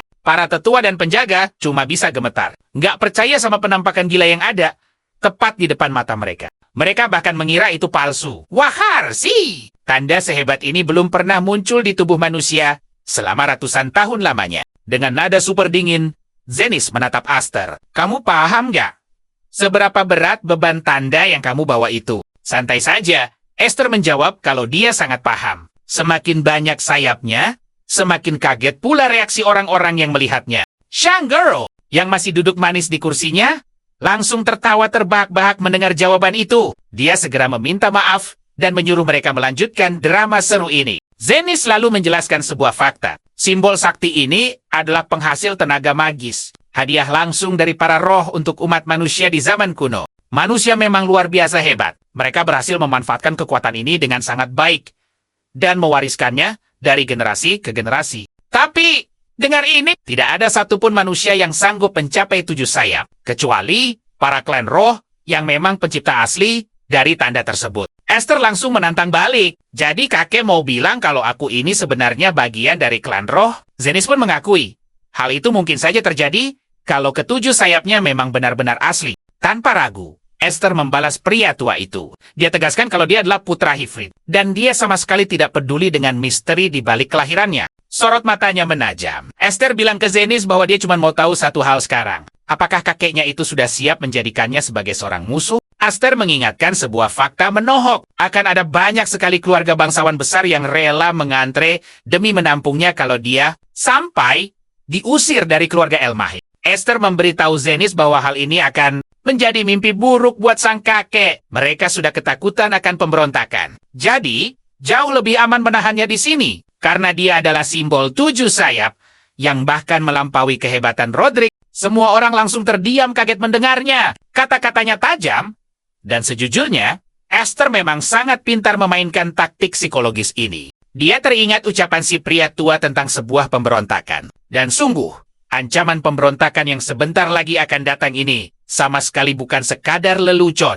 Ini adalah perang saudara supermasif yang akan menelan dan melanda seluruh negara. Dan karena dia sudah tahu apa yang akan terjadi nanti, berkat pengalaman dari kehidupan masa lalunya, Esther sudah sangat bersiap. Dia harus memilah siapa yang kawan dan siapa yang lawan saat ini juga, agar keluarga Viscount tetap bisa bertahan melewatinya. Zenith akhirnya mendengus sinis, lalu bertanya apakah Esther merasa dirinya sudah menjadi sosok yang sepenting itu. Si kakek bilang, tidak ada bukti nyata kalau 7 sayap itu asli. Dengan senyum tipis, Esther mempersilakannya untuk menghabisinya saat ini juga, kalau memang tidak percaya. Namun, Esther memperingatkan bahwa tindakan itu hanya akan memicu perang besar antara si kakek dengan para tetua klan. Jauh di lubuk hatinya, Esther tahu Elmham bisa saja melenyapkannya dengan mudah. Dia cuma sedang memancing reaksi mereka, ingin melihat apakah mereka akan memakan umpannya. Tiba-tiba, sebuah tepukan tangan memecah keheningan. Elmes bangkit dari kursinya dan menyarankan pada Zenith bahwa mengadakan sebuah ujian khusus untuk Esther adalah ide terbaik. Para tetua langsung berteriak protes ke arah Maes, menuntut maksud ucapannya. Namun Maes justru menantang balik, bertanya apakah mereka sudah siap menyaksikan kehebatan 7 sayap. Mereka kebingungan dengan maksud ucapannya itu. Maes selalu mengingatkan fakta bahwa mereka sedang berada di markas klan tempur terhebat, yang berarti pasti ada beberapa arena ujian ekstrem yang tersembunyi di wilayah ini. Melihat ini, Esther langsung menyadari dengan cepat bahwa Maes adalah seorang sekutu baginya. Mengejutkannya, pria tua itu langsung setuju dengan saran Maes. Dia menyuruh Esther mengikutinya, karena memberi pelajaran pada cucu yang terlalu lancang adalah tugas mutlak seorang kakek. Tak lama kemudian, mereka tiba di area lokasi ujian yang suasananya terasa cukup gelap. Zenith menunjuk sebuah lorong bawah tanah menuju saluran air. Tempat ini dulunya adalah ruang evakuasi darurat.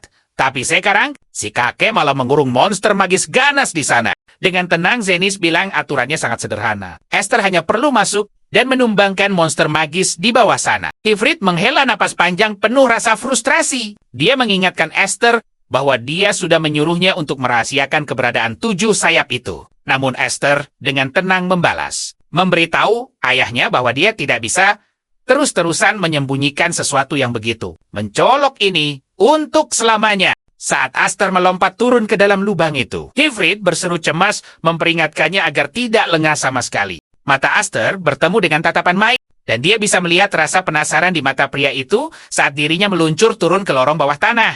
Sesampainya di dasar, ada aura dingin yang mencekam. Esther terkejut luar biasa saat menemukan sisa peninggalan tubuh Dallas yang telah tiada tergeletak. Di sana, Zenith selalu mengungkap bahwa dia sebelumnya juga memberi Dallas kesempatan untuk menebus kehormatannya. Namun, orang itu malah terus-terusan menangis, terseduh sampai detik-detik terakhirnya. Pemandangan menyedihkan yang sangat tidak layak untuk ditonton. Zenith memperingatkan Esther agar tidak mengecewakannya. Detik itu juga, seekor monster magis berwarna biru raksasa muncul tepat di hadapannya. Raungan dahsyatnya langsung menyadarkan Esther bahwa ujian maut ini benar-benar tidak main-main. Meski Dallas sangat menyebalkan, sejujurnya Esther merasa kasihan padanya. Tiba-tiba saja, monster itu melesat cepat menyerang. Tapi wes, Esther langsung menebasnya hingga hancur berkeping-keping hanya dengan satu ayunan pedang kilat. Membuat para penonton membeku tanpa kata. Sambil menyarungkan pedangnya dengan gaya keren, Esther mengakui monster itu memang seram. Tapi, amarah kakak perempuannya jauh lebih mengerikan. Namun, keanehan terjadi. Saat Esther menoleh ke belakang, dia syok melihat monster tersebut sudah kembali menyatu utuh. Astaga, ternyata makhluk ini adalah monster abadi yang tidak bisa hancur. Ifrit langsung menjerit panik dari atas sana. Dia memprotes keras Zenith,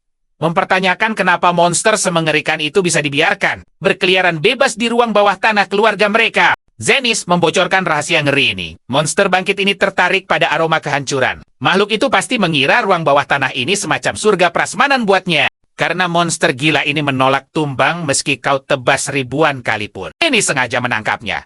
Menurutnya, ini samsak tinju paling sempurna untuk menguji batas kekuatan seseorang. Sinting, kan? Zenith bahkan tertawa, bilang berkat makhluk ini, mereka tak perlu repot-repot membuang sisa-sisa musuh yang tumbang. Salah satu tetua mulai panik pucat pasi. Kesatria elit saja kewalahan menangani monster ini. Tapi Zenith, dia justru menyuruh Esther untuk menghancurkannya jadi debu. Mereka memprotes apa Zenith mau melihat pewaris 7 sayap itu binasa. Tapi Zenith dengan dingin membalas, kalau Esther sampai kalah, berarti dia cuma pewaris palsu. Sesederhana itu. Dia bahkan menambahkan Kalaupun Esther gagal dan musnah, itu malah menguntungkan faksi mereka. Selalu ada rencana cadangan, katanya. Di sisi lain, Maze berkeringat dingin. Jantungnya berdebar, berharap Esther bisa bertahan dan memutarbalikkan keadaan. Kembali ke arena bawah tanah. Tebasan demi tebasan kilat meluncur. Tapi sialnya, tidak ada efek sama sekali. Nol besar. Regenerasi monster ini benar-benar di luar nalar jauh melampaui monster biasa. Mengingat makhluk ini pada dasarnya memang sudah bukan makhluk hidup. Untuk memusnahkannya secara total, pilihannya cuma dua. Bakar habis sampai menjadi abu dengan cahaya matahari. Atau gunakan senjata suci untuk menyucikannya. Kalau tak punya keduanya, lari.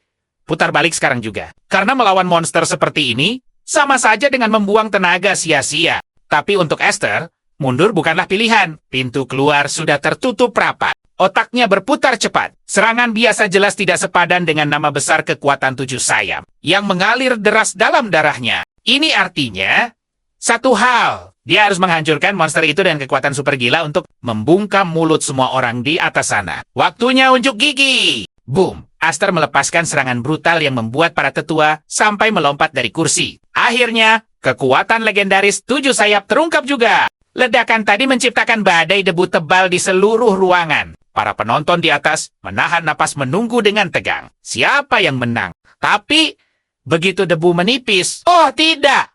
Monster itu masih berdiri tegak. Dan sebelum Aster sempat berkedip lem, dia dibanting keras ke lantai. Ifridet berteriak panik memanggil putranya. Mace buru-buru menahannya, melarang pria itu melompat turun untuk menjadi pahlawan kesiangan. Ifrit menggeram marah.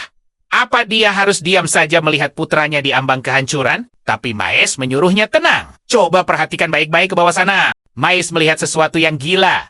Aster tersenyum. Senyum kemenangan. Jelas sekali, anak ini masih menyembunyikan kartu as pamungkasnya. Dengan monster raksasa itu menindih tubuhnya, Esther mengangkat pedangnya, mengalirkan mana murni, dan meledakkan energi super padat tepat ke arah tubuhnya sendiri. Persis seperti trik ayahnya di hutan dulu. Monster itu memuntahkan cairan pekat. Organ dalamnya hancur berantakan terkena efek kejut. Karena makhluk ini keras kepala menolak tumbang, Aster punya rencana gila. Dia akan terus mengikis energi kehidupan monster itu sampai benar-benar menguap tanpa sisa. Ifrit tercengang luar biasa. Rahangnya seakan jatuh. Dia baru menunjukkan teknik itu sekali, tapi Aster, bocah ini sudah membawanya ke level dewa. Saking besarnya ledakan energi yang Aster lepaskan, seluruh arena bergetar hebat. Retakan muncul di mana-mana. Tempat ini benar-benar nyaris runtuh. Para tetua yang tadinya sombong kini lari terbirit-birit ketakutan. Mereka memanggil Zenis untuk ikut kabur bersama mereka. Tapi Zenis, dia terpaku. Matanya terbelalak takjub melihat tontonan epik ini. Kekuatan brutal dari tubuh Aster membuatnya merinding. Dan dia akhirnya paham betul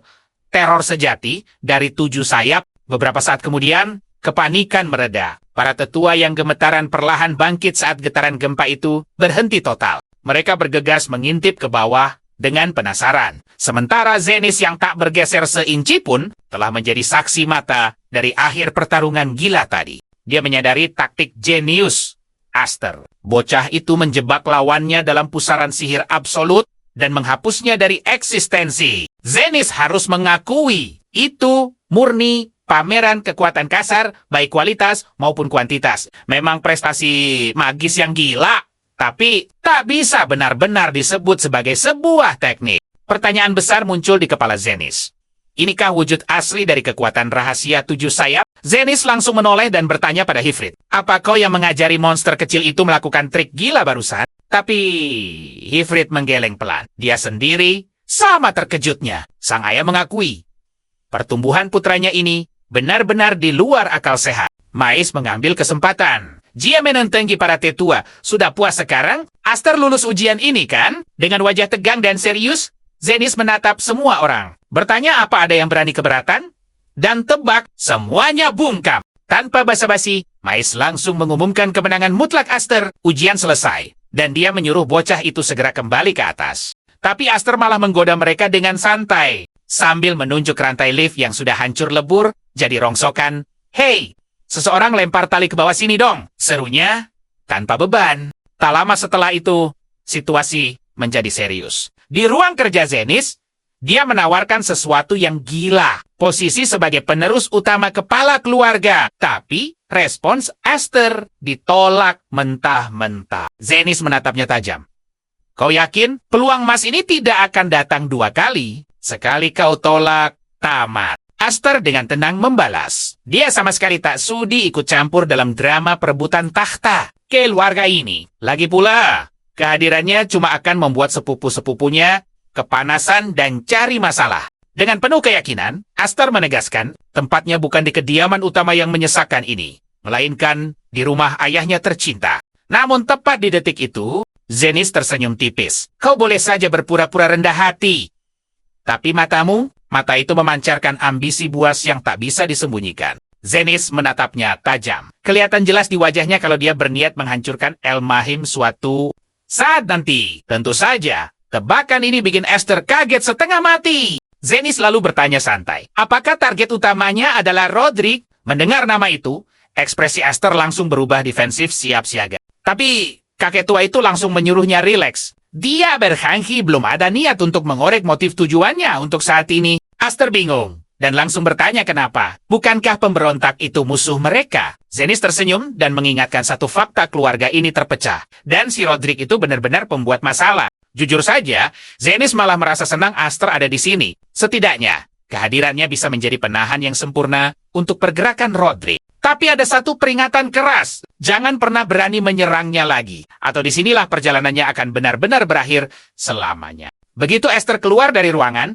dia cuma bisa membatin. Kakek itu benar-benar monster. Di lorong, Haift langsung menyambutnya dan penasaran soal obrolan mereka. Esther tanpa beban bercerita. Kakek itu ternyata menawarinya masuk ke keluarga utama. Tapi coba tebak, dia menolak tawaran emas itu mentah-mentah. Haift shock parah mendengarnya. Bahkan, Maze yang berdiri di sebelahnya ikut geleng-geleng kepala. Melihat kelakuan nekat bocah ini, Maze mengingatkan Esther. Padahal, kalau dia resmi berada di bawah asuhan keluarga utama, fasilitas yang didapatnya bakal jauh lebih istimewa. Bukannya peduli, Esther malah berganti topik. Dia bertanya, kenapa Sang-Ur membantunya tadi? Tapi Mais memajang wajah polos dan pura-pura lupa. Alibinya cuma mau iseng mengerjainya. Tapi Mais kembali mengingatkan satu hal mutlak. Esther kini resmi menyandang gelar Tuan dari kekuatan 7 sayap. Sambil menyusuri lorong panjang, Esther bisa merasakan tatapan tajam para tetua. Semuanya punya ambisi yang sama mengendalikan si bocah yang baru mekar ini. Mais berbisik, kau tidak akan bisa sembunyi dari mereka. Orang-orang yang mengincarnya pasti makin banyak. Karena kekuatan 7 sayap itu luar biasa penting, tanpa basa-basi, Esther menatapnya dan langsung menembak. Apa kau juga salah satu dari mereka?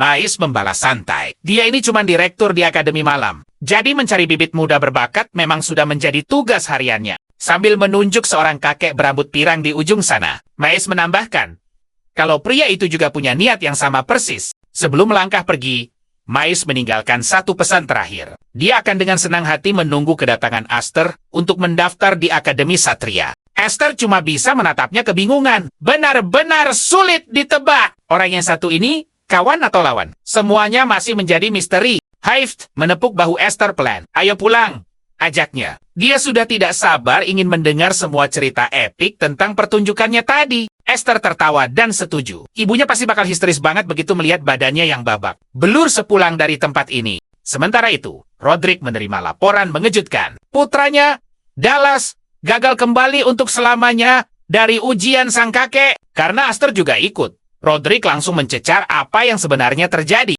Sang bawahan membocorkan eksistensi kekuatan 7 sayap.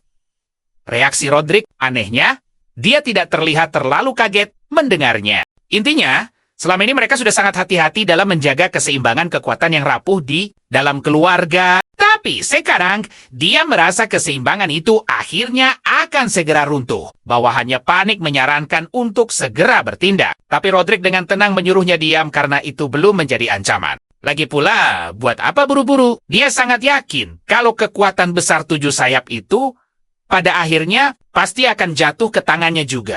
Namun untuk saat ini, dia membiarkan Esther main-main dulu. Dia ingin menikmati pertunjukan ini. Melihat bagaimana bocah yang kabur 10 tahun lalu itu berjuang sekuat tenaga. 4 tahun berlalu begitu saja. Esther akhirnya melangkah ke Akademi Satria. dan petugas resmi sudah memanggil semua calon peserta untuk berkumpul. Saat semuanya sibuk mengisi formulir, Esther lewat dengan santainya. Boom! Perhatian semua orang langsung tertuju padanya. Cowok ini sudah lumayan populer sekarang. Esther mendekat ke meja untuk mendaftar, dan petugas langsung memintanya menunjukkan segel sayap. Itu syarat mutlak demi memastikan tidak ada orang tanpa sihir yang memalsukan kekuatannya. Tapi, begitu petugas itu membaca nama lengkapnya, dia syok berat melihat nama keluarga Elmheim tertera dengan jelas di sana. Esther tersenyum lebar kepadanya. Lalu bertanya santai apakah dia masih perlu menunjukkan segelnya. Soalnya, letak segelnya itu sebenarnya ada di tempat yang agak sulit untuk dijangkau. Dengan senyum nakal di wajahnya, dia menggoda si petugas. Apa muka tampanku ini masih belum cukup buat tiket masuk? Beberapa saat kemudian, Esther lagi asik bersantai sendiri. Tiba-tiba, seorang pembuat onar berambut pirang bernama Smites datang memanggilnya dengan nada menantang. Smites langsung nyolot. Dia bilang belum pernah melihat wajah Aster sebelumnya. Lalu mengejek apakah Aster tidak salah masuk tempat. Dia sombong menyebut ujian ini cuma untuk elit dari yang paling elit. Aster santai melewatinya. Oh, tidak ada masalah kalau begitu, sahutnya tenang. Smites semakin emosi. Dia berteriak kalau semua orang di ruangan ini sudah latihan gila-gilaan dan ikut ujian berulang kali. Dia terang-terangan mengejek Aster, mengolok-oloknya karena berkeliling membawa pedang ukuran anak kecil. Tapi, berani bermimpi melangkah di jalur elit. Smites melanjutkan omelannya, menyebut ujian ini bukan tempat main-main untuknya. Dia lalu mengusir Aster tanpa belas kasihan jika hanya datang untuk jalan-jalan. Sementara itu, peserta lainnya sama sekali tidak terkejut. Sudah jadi rahasia umum. Kalau begitulah cara Smites menindas anak baru setiap tahunnya. Tapi, mereka benar-benar tidak habis pikir. Berani sekali orang itu mencari masalah dengan Aster, sang pemilik kekuatan 7 sayap. Smites sama sekali tidak sadar dengan siapa dia berhadapan. Tepat saat itu, Grian dan gengnya muncul. Dia menyapa Aster dengan seringai. Lama tidak bertemu. Sepup, Esther mengucapkan bela sungkawa tulus atas kepergian Della. Tapi Grian malah tertawa, menyuruh Aster tidak usah repot-repot peduli. Dallas itu aib keluarga yang memang pantas lenyap. Serius deh.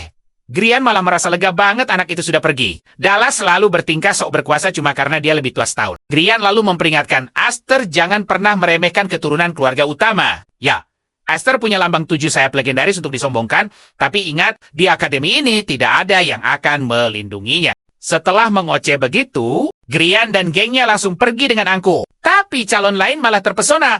Ada 2 anggota keluarga Elmheim di sini. Wah, tahun ini pasti bakal sangat seru. Nah, disinilah Smithy sadar kalau posisinya gawat. Dia buru-buru mendekati Aster.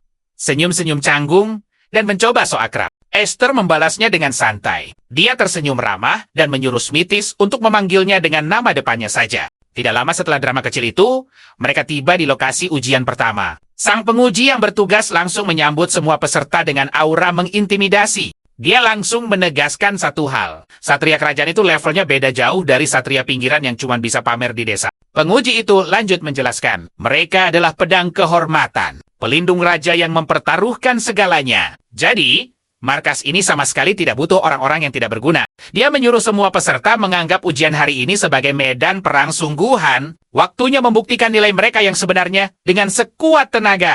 Dalam hati, Aster cuma bisa tersenyum sinis mendengar omong kosong itu. Tapi ya sudahlah, yang penting dia akhirnya kembali ke akademi ini. Dulu saat dia belum punya sayap, boro-boro bisa berdiri di sini. Dilirik pun tidak. Intinya, di balik gerbang akademi ini adalah dunia para penguasa yang dulu mustahil dia capai. Dan orang yang duduk manis di puncak sana adalah Roderick. Esther bergumam pelan, menyuruh Roderick bersabar menunggunya. Karena dia pasti akan segera menyusul ke atas sana. Tapi tentu saja, rintangan pertama yang harus dihancurkan adalah ujian seleksi gila ini. Tiba-tiba saja, penguji meresmikan ujian dimulai. Detik itu juga, seorang peserta langsung tumbang ke lantai karena anak panah melesat super cepat. Mengenai ninja. Semua orang langsung panik dan sadar, ujian ini sama sekali bukan lelucon. Penguji lalu mengumumkan kalau tes pertama ini bernama ujian menara panah. Syaratnya sangat sederhana. Siapapun yang masih berdiri sampai akhir, dialah pemenangnya. Tanpa aba-aba lagi, hujan anak panah langsung menggempur semua orang di aula itu. Beberapa peserta menjerit panik dan mencoba kabur. Tapi anak panah itu dengan cepat menyapu mereka. Sementara itu, Beberapa peserta lainnya langsung berkumpul membentuk formasi pertahanan yang solid. Mereka ini peserta veteran yang sudah hafal betul polanya. Tapi jangan salah, tingkat kelulusan di sini cuma sekitar 30%.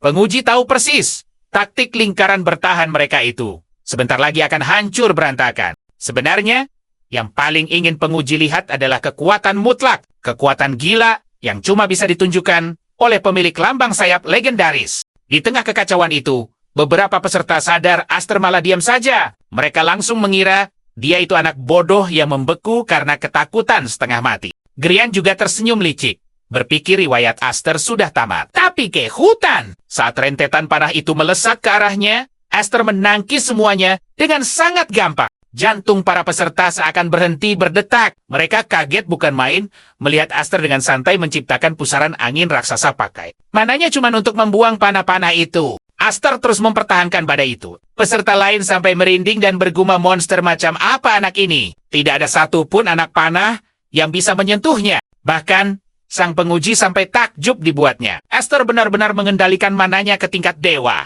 Membuat area di sekitarnya berubah jadi badai sungguhan. Tidak lama kemudian, hujan panah itu akhirnya berhenti total. Penguji cukup terkejut melihat ternyata jumlah peserta yang bertahan jauh lebih banyak dari dugaannya. Penguji itu memuji para peserta dan menyatakan mereka resmi lulus ujian pertama. Tidak seperti mereka yang sudah tumbang bergelimpangan di lantai. Tapi sayangnya, jangan harap bisa bernapas lega. Tidak ada waktu istirahat, karena dia akan langsung menyeret mereka semua ke lokasi ujian. Berikutnya, Smithis langsung mendesah frustrasi.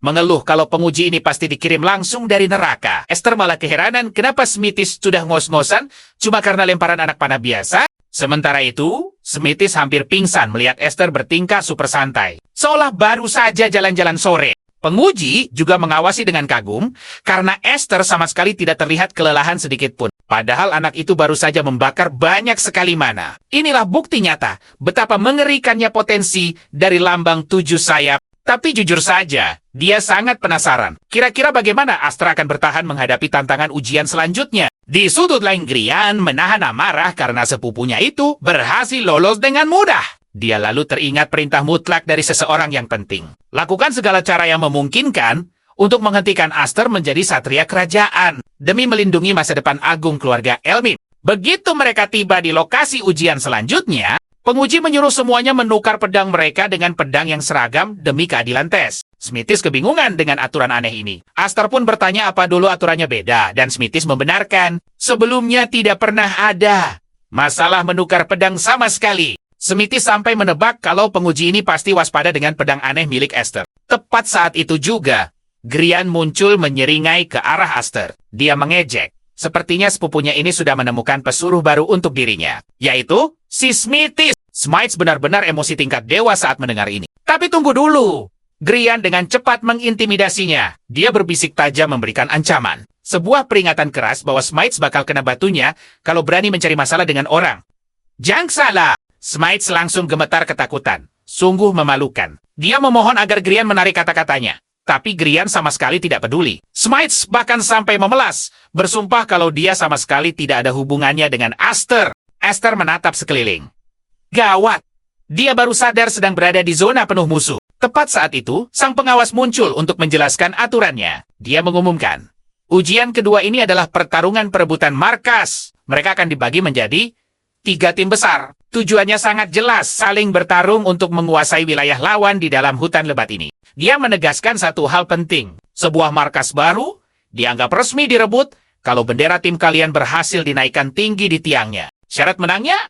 Bagaimana? Sangat sederhana. Tim yang berhasil menguasai 2 markas atau lebih tepat saat lonceng malam berbunyi, bakal keluar sebagai juara. Akan tetapi, segala tindakan yang membuat bendera tidak bisa digunakan, seperti menghancurkan atau menyitanya, itu dilarang keras. Selain itu, bebas saja, sama sekali tidak ada aturan lain. Mereka diizinkan menggunakan pedang yang diberikan sesuka hati, bahkan berhak menyingkirkan musuh dari arena ujian ini. Setelah selesai membacakan aturannya, pengawas itu memberitahu mereka, ini saatnya pengumuman paling mendebarkan nama-nama anggota tim yang akan berjuang bersama di arena ujian ini. Tidak butuh waktu lama, sinyal asap tebal langsung membumbung ke udara. Dan ya, Itu adalah pertanda utama bahwa ujian gila ini resmi dimulai. Intinya begini, ada 3 bendera per tim, dan mereka wajib merebut setidaknya 2 markas, termasuk wilayah mereka sendiri. Smite selalu memberitahu Aster,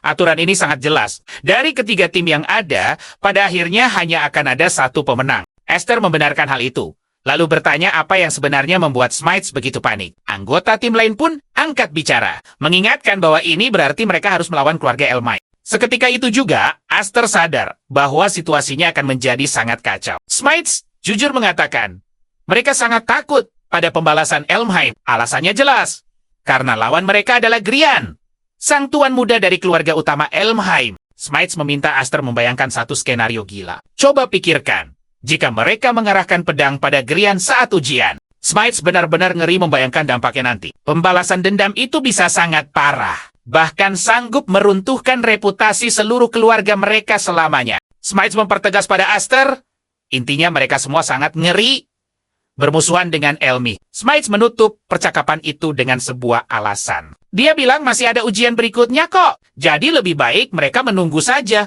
daripada harus mengorbankan masa depan mereka secara konyol di sini. Dan ujung-ujungnya, Aster terpaksa harus maju bertarung sendirian di dalam ujian berbasis tim ini. Ya, biarpun begitu, dia paham betul ketakutan Smite dan kawan-kawannya. Nama besar Elmheim memang benar-benar sangat mengerikan. Mereka pada dasarnya adalah keluarga tiran yang tidak boleh dilawan. Di dalam ujian ini, Grian bertindak sebagai simbol utama dari ketakutan tersebut. Biarpun rekan setimnya merasa dia tidak akan pernah mengerti soal ini, dari sudut pandang pengamat luar, posisinya itu benar-benar persis seperti mereka. Saat dia terus melangkah menuju bendera terdekat, dia menyadari suasananya terlalu sunyi. Dia pun mulai bertanya-tanya, apakah memang belum ada yang saling bentrok sama sekali? Pilihannya cuma 2, entah mereka sedang berhati-hati, atau ada rencana lain yang sedang dimainkan. Tepat saat itu, dia bertemu dengan cowok pemegang bendera kuning. Si cowok langsung terkejut, heran, melihat Aster benar-benar muncul persis seperti yang sudah diprediksi oleh seseorang. Aster bertanya-tanya, apa maksud ucapan orang itu? Ditambah lagi, dia baru sadar kalau cowok tersebut ternyata sudah menurunkan bendera markasnya sendiri. Tiba-tiba, cowok itu melempar bendera kuningnya ke udara. Dan tepat pada detik itu juga, bendera merah yang merupakan simbol mutlak tim Grian muncul dari kejauhan. Seketika itu juga, Aster langsung tersadar. Ternyata, tim bendera merah dan tim bendera kuning ini sedang bekerja sama untuk menjatuhkannya. Dengan Grian yang maju memimpin barisan depan,